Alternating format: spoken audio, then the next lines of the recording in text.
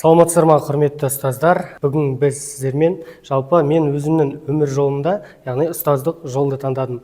Бұл ұстаздық жолды таңдағаннан кейін маған барлығы басында жеңіл көрінеді деп ойладым. Сол себепті мен алғаш сабағымды берем, үйге қайтам деген сынды ой түкпірінде неше түрлі ойлар болды. Осы ең алғашқы сабағымда бере жүріп, менің алғашқы сабағымның бірінде оқушылардың түрлі сұрағы менің көкейіме түйіндім. Бұл сұрақтардың барлығы: ағай, мына тарих пәні өте қиын, мына тарих пәнін түсіну қиын, және де бұл тарих пәніндегі болып жатқан сабақтың ішінде оқушылардың түрлі сұрақтары менің көкейіме үлкен бір ой туғызды. Яғни оқушылардың бұл жерде байқағаным, менің пәніме деген қызығушылығын төмендегенін байқадым, және де басқа пәндерге деген қызығушылығын артқанын байқадым. Және де осыған орай оқушылардың менің пәніме деген осы ғылыми жобалар, түрлі олимпиадалар, неше түрлі шығармашылық байқауларға оқушылардың шектеу қойғанын байқадым.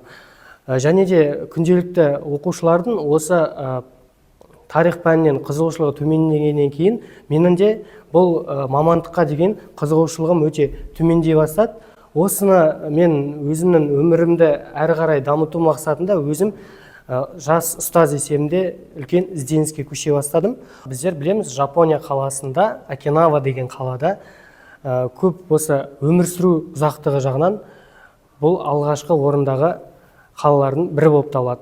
Осы олардың өмірі маған өзіме қызық бола бастады. Және де олардың ұзақ өмір сүруі де, және де бақытты өмір сүруі маған үлкен бір қызықты дүние болды. Мен соны зерттеу мақсатында осы туралы Марғұлан Сейсенбек деген кісі де өзінің бизнес-тренер айтып кетіп жатады.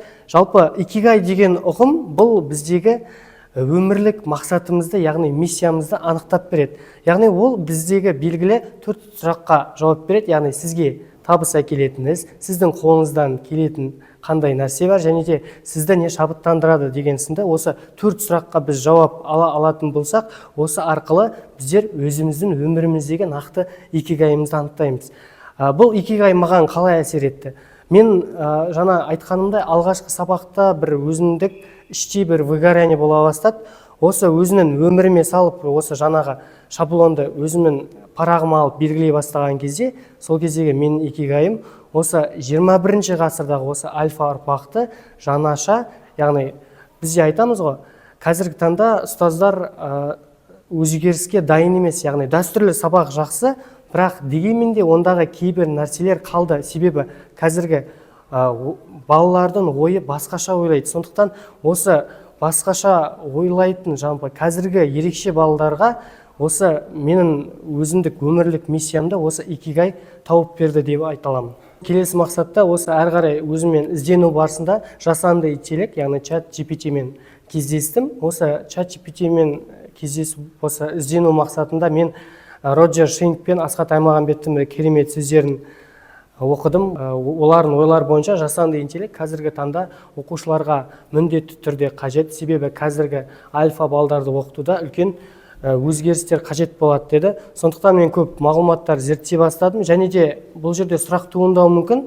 Осы жасанды интеллект дегеніміз, яғни оқушыға қандай дағдыларды береді? Ол оқушылардың ең бірінші кері байланысы, және де оқушылардың пәнге деген қызығушылығын арттыруда, және де олардың ең бастысы шығармашылық қабілетін арттыруда үлкен міндеттерді атқаратын болып келеді. Және де осыны зерттеу мақсатында осы жасанды интеллекттің түрлі курстарын оқып, мен әрі қарай өзімді ізденістен зерттеуге көше бастадым.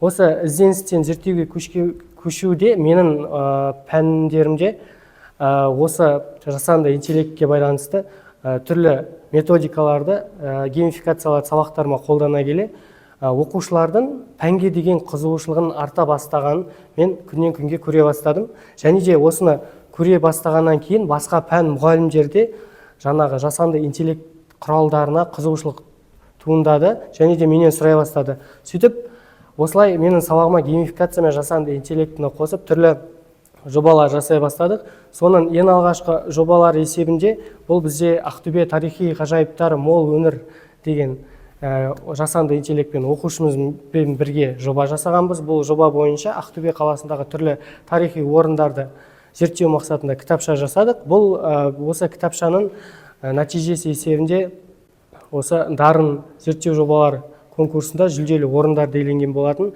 Әрі қарай қазіргі таңда оқушылардың тағы тарих пәніне, жалпы осы тарихи құндылықты бойына дарыту мақсатында тарихи комикстерді біздер жасаған болатынбыз оқушымен бірге. Бұл жобамызда оқушым белгілі бір зерде конкурсында, яғни жүлделі орындарды иеленген болатын. Бұл комикс есебінде жасанды интеллект көмегімен жасалған дүниенің ең негізгі пайдасы бұл ең біріншіден оқушының пәнге деген қызығушылығын арттырды, және де олардың әрбір суретті өздері жасағаннан кейін олардың осы мотивациясы артты, және де ол жасалған дүниелердің барлығын сабақта түрлі қызықты өздерінің идеяларын қоса бастады. Және де әрі қарай бұл бізде осы идеядан идея туып, оқушылардың осы ағай мына комикстің ішінен біздер бір мульт персонаж есебінде бір бейне жасайық, видео жасайық деп, біздер жаңағы жасаған комикстерімізді әрі қарай біздер дубляждай бастадық. Яғни бұл дубляжымыздың есебінен өзіміздің жалпы негізгі ортамыз қалыптасты. Оқушылардың бұл жасаған қызықты дүниесі одан кейін басқа да оқушылардың бұл пәнге деген қызығушылығын арттыруға тағы да бір негіз болды деп айта аламыз. Қызықты дүниелердің бірі осы 4-ші сынып оқушысы осы алтын адам деген тарихи біздің жәдігеріміз бар. Осы алтын адамды 4-ші сыныптың оқушысы көрген кезде қызығып, сонымен бірге оның туындаған қызығушылығына сай осы алтын адам комиксінде жасаған болатынбыз. Сайып келгенде бізде осы оқушылармен бізде негізгі орта қалыптасты. Ортамыздың арқасында біздер YouTube канал ашып, әрбіріміз әрбір жасаған оқушының жұмыстарын осы YouTube каналымызға біздер сала бастадық. Және де мына келесі бейнероликті де қарасаңыздар, бұл біздегі ең алғашқы мульт персонаждық бейне. Яғни бұларда оқушылардың белгілі бір дауыстары бар. Яғни бұл бейнеде Алдар Көсенің бір күндік өмірі жалмығы, және де оның байлармен сөйлесу өсінде оқушының 7-ші сынып оқушының жасаған қызықты дүниесін біз көре аламыз. Сөйтіп оқушылармен жұмыс жасай келе, менің жалпы осы бренд ұстаз болып қалыптасуыма осы бір жасанды интеллект бір өзінің көмегін тигізген болатын, және де оның бірі идеядан тәжірибеге деп ұстаздардың сұраныстарымен осы ауданды қалалық мұғалімдердің шақыртуымен түрлі семинарларға жеткен болатынбыз. Және де тағы да бір айта кететін нәрсенің бірі, бұл біздегі дарынды бала талант ұстаз деген облыстық және қалалық кезеңдерден Ақтөбе қаласында жүлделі орын иеленіп, осы жасанды интеллект көмегі арқылы жалпы Алматы қаласына барып орын иеленіп қайтқан болатынбыз. Енді қазіргі таңда үлкен резонанс туындап жатыр. Жасанды интеллект бұл оқушыларға кері әсерін тигізеді. Бұл оқушыларға сапалы білім бермейді деп жатады. Енді мына нәрсені еске алайық. Ойлаңыздар, белгілі бір адам, яғни оның жүргізуші куәлігі жоқ. Ол жүргізуші куәлігінсіз, ол жол үстінде келе жатыр.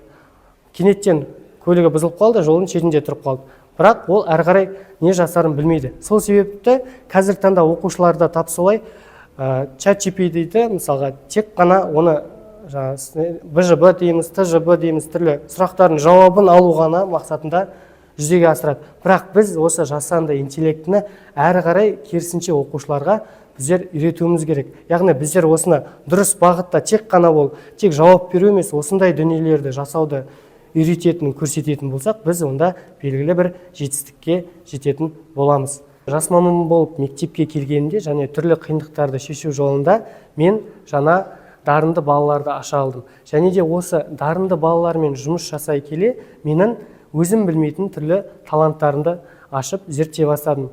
Осы талантты ұстазбен және де осы дарынды шәкірттердің арасында белгілі бір жүйе құрылып осындай жұмыс жасаған кезде сіздер де міндетті түрде белгілі бір кішігірім жетістікке жетесіздер. Сіздерге рахмет, шабыттандырайық, бренд ұстаз болайық. Сіздермен Қангерей Қанат.